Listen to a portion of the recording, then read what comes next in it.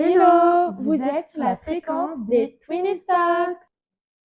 Aujourd'hui, on est ensemble pour parler des différences culturelles entre la France et les États-Unis. Je vous propose de démarrer par les différences de comportement, et notamment dans la rue qu'on a remarqué, c'est que les Américains sont beaucoup plus chaleureux. On a l'image du Français, vous savez, qui a sa journée rythmée par métro, boulot, dodo. Ils sont concentrés sur leur téléphone quand ils sont dans les transports en commun. Il n'y a pas vraiment d'échange en réalité autour d'eux, avec le monde qui les entoure. Les Américains, à l'inverse, même s'ils sont sur la route pour aller au travail, vont probablement vous arrêter pour vous complimenter sur votre tenue, par exemple.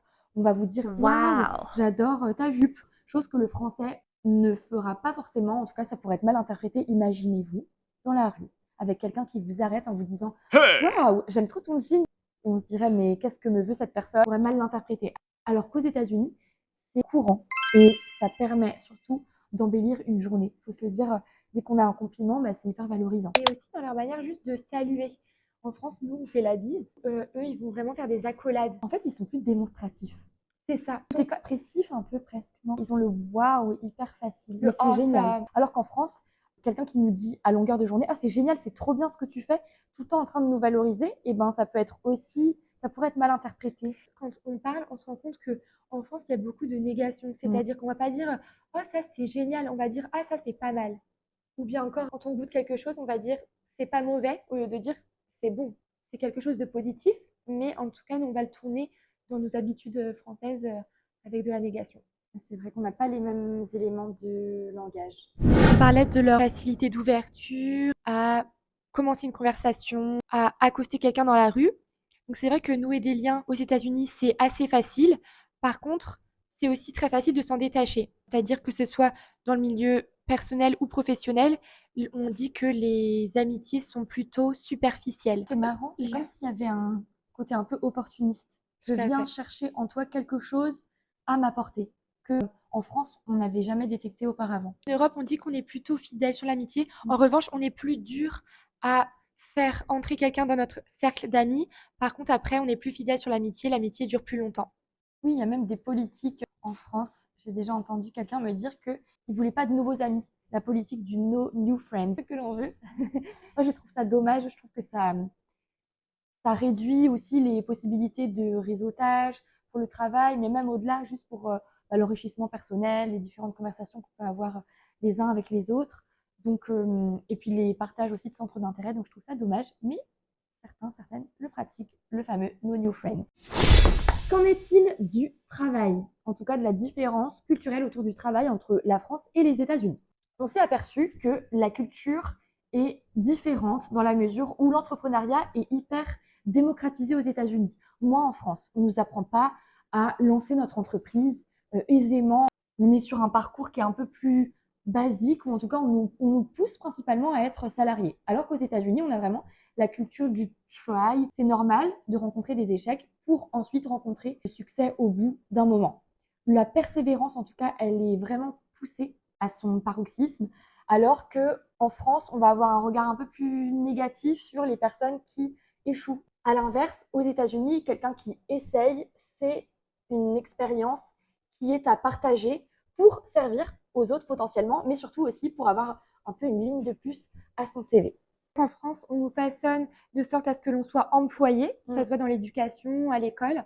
D'ailleurs, tout le monde sait que en France, le temps hebdomadaire de travail, c'est 35 heures. On sait aussi qu'on a 5 semaines de congés payés et qu'en France, quand on demande à n'importe qui, est-ce que tu connais les démarches pour ouvrir une entreprise? En général, les gens ne savent pas. De même que, est-ce que tu connais les aides disponibles aux entrepreneurs? Personne ne sait non plus. Les informations, c'est vrai qu'il faut aller nous-mêmes ensuite les chercher, s'auto-former parfois même, ou bien accepter aussi de devoir appeler des personnes spécialisées pour pouvoir nous épauler. On ne frappe pas à notre porte pour nous dire quelles aides on peut avoir quand on lance son activité, c'est vrai.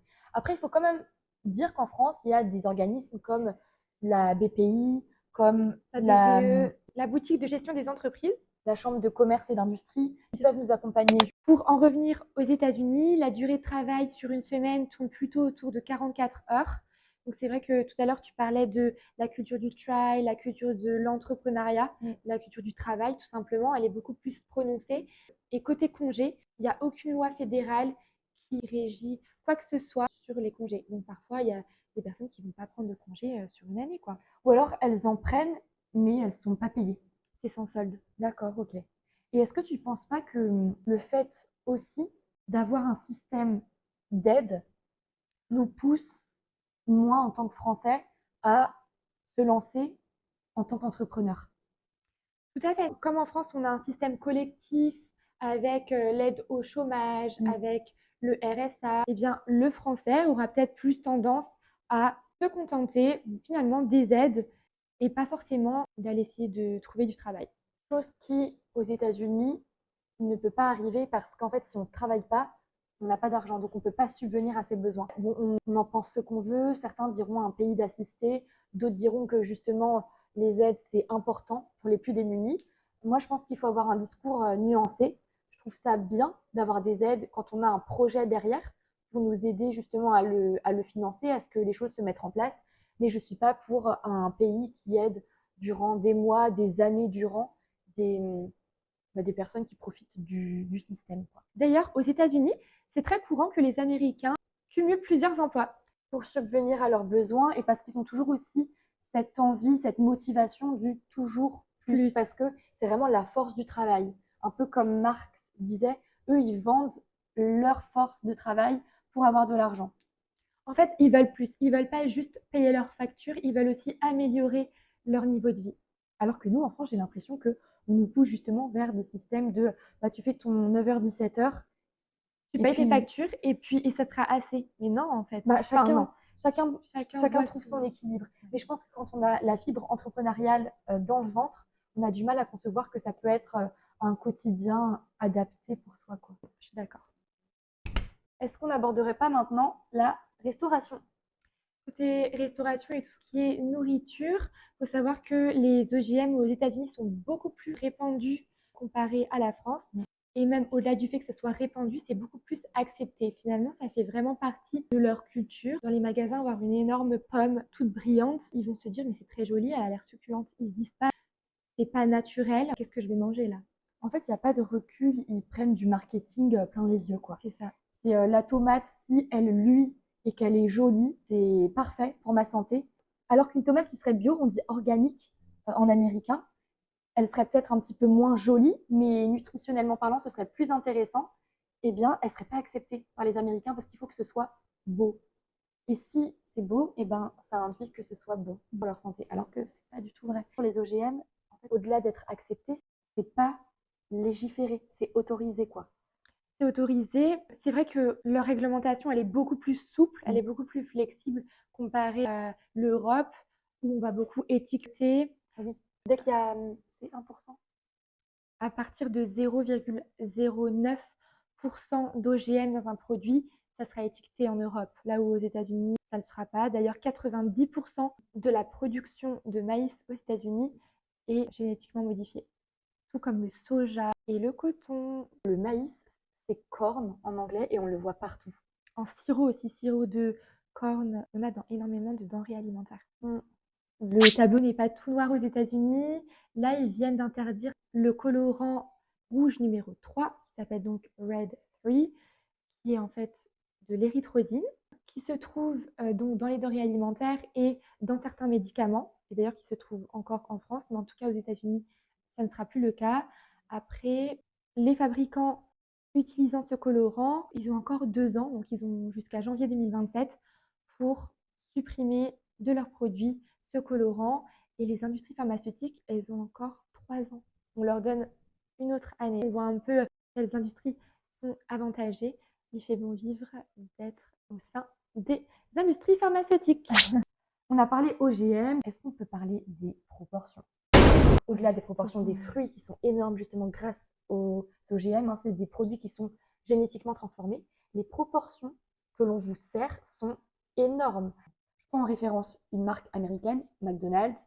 Un McDo aux États-Unis est complètement différent d'un McDo en France. Les proportions du soda sont différentes, les proportions des frites aussi. On a des menus qui sont en moyenne 1,5 fois plus grand qu'en France. Ça s'explique potentiellement par des estomacs plus grands aussi aux États-Unis, avec des problèmes d'obésité qui touchent un certain nombre d'Américains aujourd'hui. Et peut-être aussi le fait qu'aux États-Unis, c'est assez commun de jeter la nourriture. C'est plus commun qu'en France.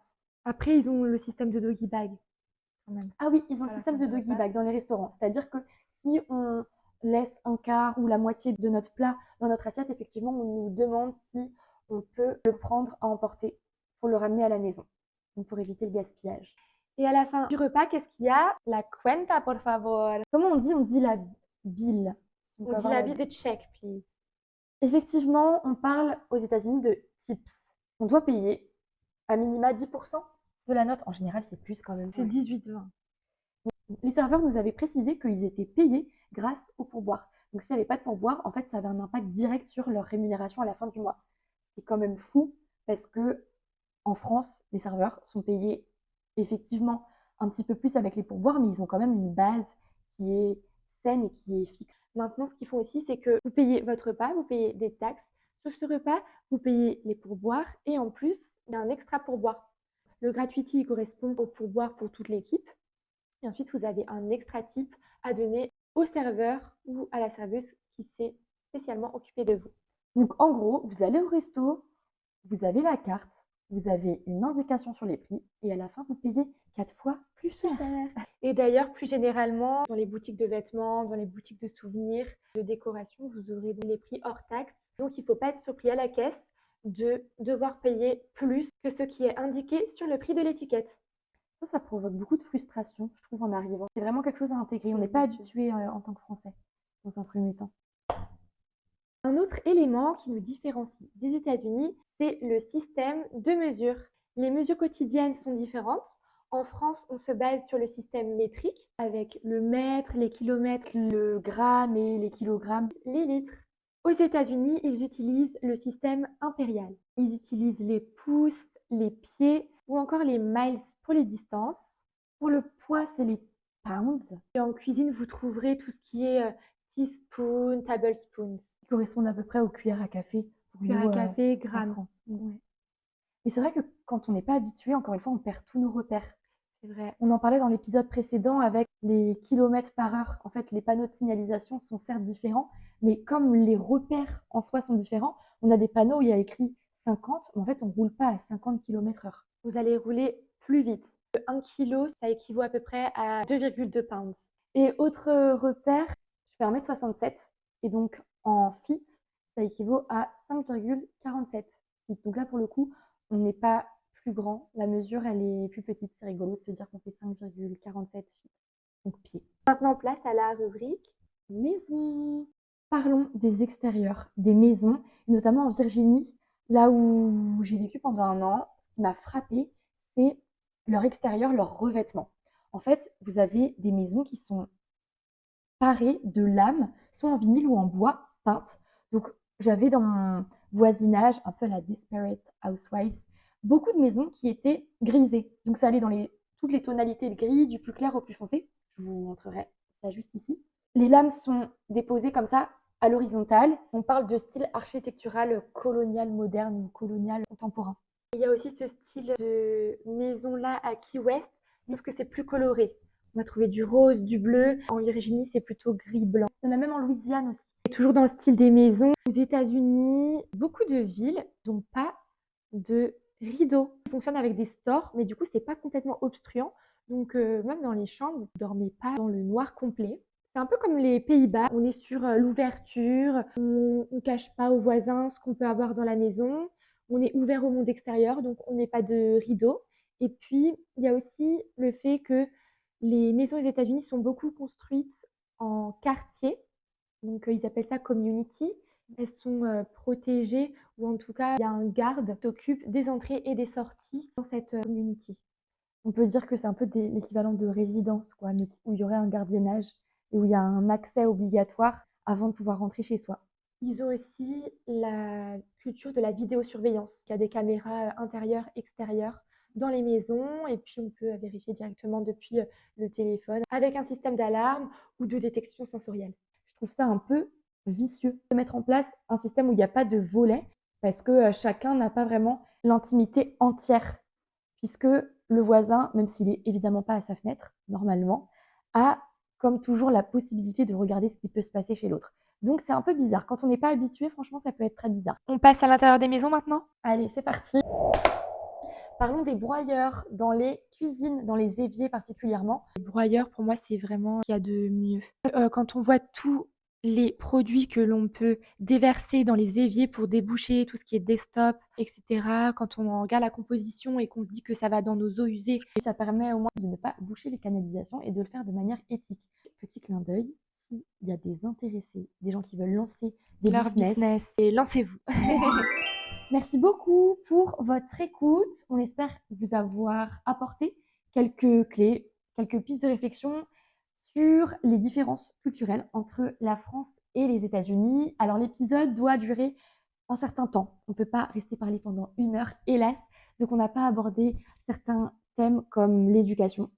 On s'arrête là. N'hésitez pas à ajouter des commentaires sur ce que vous avez pu apprendre éventuellement ou si vous avez d'autres choses à ajouter sur les différences culturelles entre la France et les États-Unis. Et on se dit à très vite pour le prochain épisode. Pour sortir aux États-Unis.